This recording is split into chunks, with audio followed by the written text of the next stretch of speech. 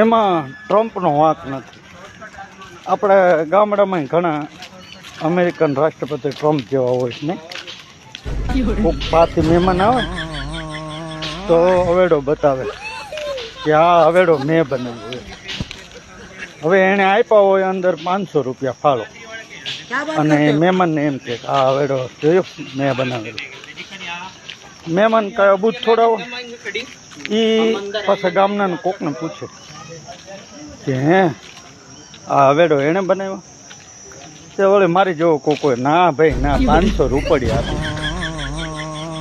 એની કરતાં તો એ ન બોલ્યો હોય ને કે આ હવેડો મેં બનાવ્યો, તો એમાં એની ઇજ્જત વધારે થાય, પણ મૂંગા ન રહે. આને કહેવાય રાષ્ટ્રપતિ ટ્રમ્પ જેવા માણસો.